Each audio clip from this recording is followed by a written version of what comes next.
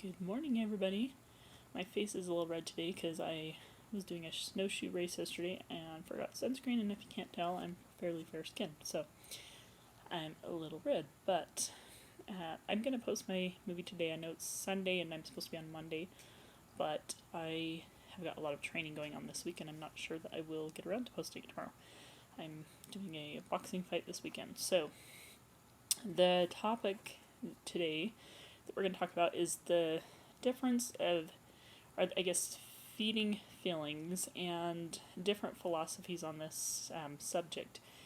And there are some philosophies that primitively we have this connection to feeding and feelings for survival,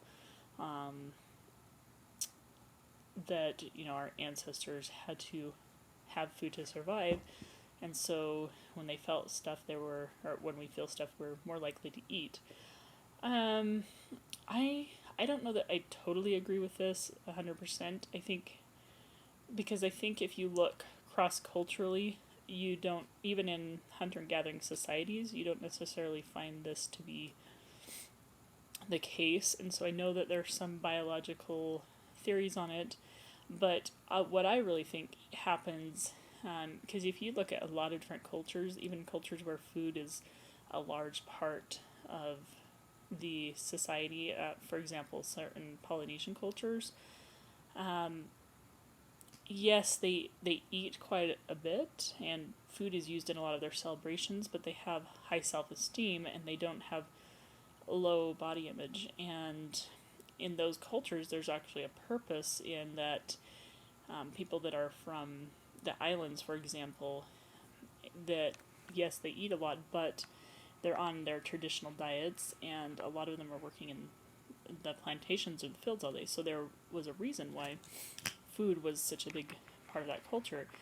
And when you take that culture and modernize it or westernize it, I think then that's when it becomes the problem, because you get cultures where that's their culture, and then you come to the U.S. and then we have fast food, we have processed foods, and those really create a chemical reaction in our bodies.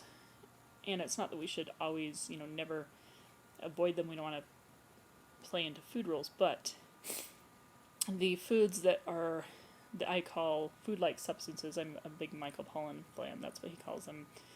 There's a great book he wrote called In Defense of Food. What he calls, the food that we have, that we sell in the grocery stores, that has labels that's subsidized by the U.S. government, at least here in the U.S., is a food-like substance. In other words, it's not a food that our ancestors recognized as food, because the food that is really food doesn't have a label because it can't speak for itself.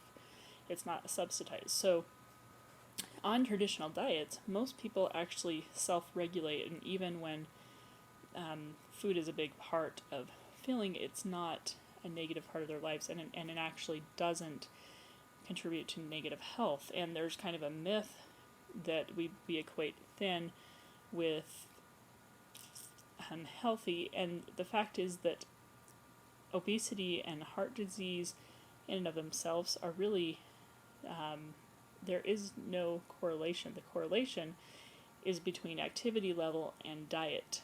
So if you're eating, really unhealthy, artery clogging foods that are unnatural, and you're not exercising, then you're more at risk for heart disease. But there are actually studies that show, people in different cultures who are on traditional diets who may not be at a BMI that our culture considers healthy, are just as healthy as people who are thin, and maybe even more so. So between feeding and feelings, I think that's more of a modern day problem, where as parents we teach our children sometimes to self-soothe by giving them, say, if you do this, I'll give you ice cream, by rewarding ourselves with food. And so I think that's more of the issue, is that we are in a culture that is so obsessed with body image, but also obsessed with diet, that we connect the two and we equate the two, and we have good or bad.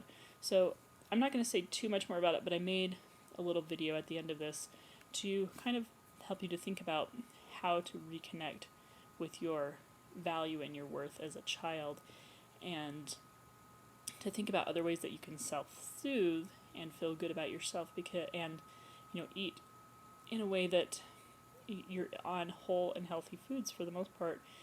And when you're able to work through those emotions, then you will, I've found that I've kind of naturally lost that connection with unhealthy food, with unhealthy eating. I self-regulate because I accept myself. I've worked through a lot of my own body image issues, and sometimes eat more, sometimes eat less, but I don't have all this emotional attachment of, oh, I've got to have a candy bar, oh, I've got to have a burger. In fact, for the most part, even if I think I want it, sometimes I'll allow myself to get it, but then it won't be as great as I thought it was because I'm so used to eating whole foods and I'm getting a balanced diet and balanced nutrition. So that would be my advice to you. Have a good Sunday.